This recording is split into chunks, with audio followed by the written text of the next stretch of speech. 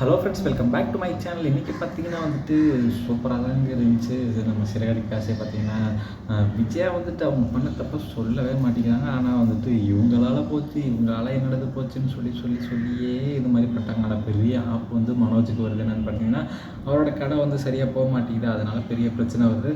அவங்களுக்கு கொடுத்த டீலர்ஷிப் வந்து இது மாதிரி பேசுகிறாங்க. நீ என்ன ஒரு இதுவும் கொடுக்க மாட்டேங்கிற, நல்லா பொருள் மட்டும் வாங்கி வச்சுக்கிற, காசு எதுவும் தர மாட்டேங்கிறேன்னு சொல்லி அவங்கள்ட்ட வந்து பிரச்சனை பண்ணுறாங்க. வீட்டில் வந்துட்டு எல்லாருமே சட்டப்படுறாங்க. முத்து வந்துட்டு அதெல்லாம் கொடுக்க முடியாது அப்படி இப்படின்னு அவர் அண்ணனுக்காக சப்போர்ட் பண்ணி பேசுகிறாங்களா.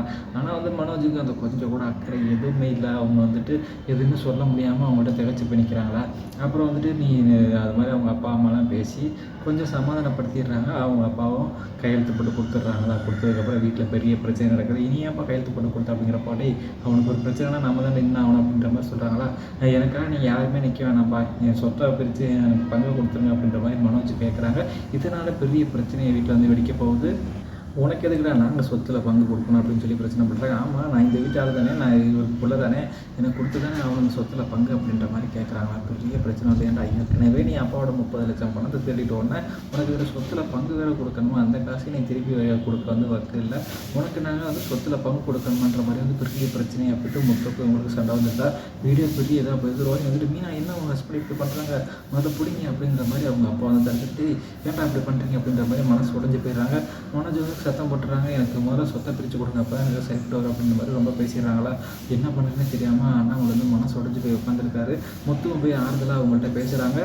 அது என்ன மாதிரி நடக்க போகிறத நம்ம பொறுத்திருந்து பார்க்கலாம். அடுத்து இங்கிட்ட பார்த்தீங்கன்னா பெரிய இது மாதிரி பிரச்சனை மாதிரி வந்துக்கிட்டு இருக்குது. என்னென்னு பார்த்தீங்கன்னா, மீனாக்கு தான் பெரிய ஒரு ஆப்பு ஒன்று காத்துக்கிட்டு இருக்கு.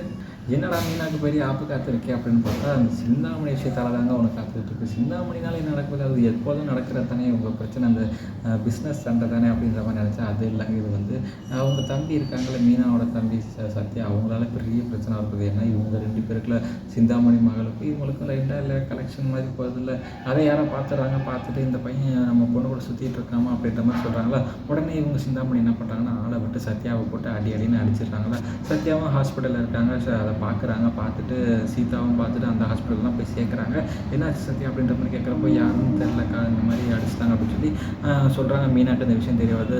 அதே போல் முத்து வர்றாங்க. வந்துட்டு என்னடா ஆச்சுன்னு கேட்குறப்போ எல்லா விஷயத்தையும் விசாரிக்கிறாங்களா. விசாரிக்கிறப்போ இந்த மாதிரி நடந்துருச்சு மாமா அப்படிங்கிறப்ப எந்த இடத்துல நடந்துச்சு அப்படின்னு கேட்டு அங்கே இருக்கிற சிசிடிவி எல்லாத்தையும் பார்க்குறப்போ எல்லாம் தெரிய வருது. இங்கே அருண் இங்கே ஹெல்ப் பண்ணணும் அப்படின்னு சொல்லி அருண் ஒரு பக்கத்து பார்த்துக்கிட்டு இருக்காங்க. இங்கே முத்து 2 பேருமே ஒரு இடத்துல தேடிட்டு இருக்காங்க. பார்த்தா யார் அடித்தா என்ன அடித்தாங்கிறது தெரிய வந்துடுது. முத்துக்கு அந்த சிசிடிவியை பார்த்ததும் தெரிஞ்சிருது. சிந்தாமணியோட ஆளுங்க தான் வந்து அடிச்சிருக்காங்க அப்படின்றத வந்து பார்த்துடுறாங்க. முத்து பார்த்ததுக்கப்புறம் போகிறாங்க, போய் சிந்தாமணி வீட்டில் போய் சண்டை போடுறாங்க. என்ன மாதிரி போகுது, ஏன் இந்த மாதிரிலாம் நடந்துகிட்டு இருக்கு அப்படின்னு சொல்லி அவங்க வந்து பெரிய பிரச்சனை பண்ண போகிறாங்க.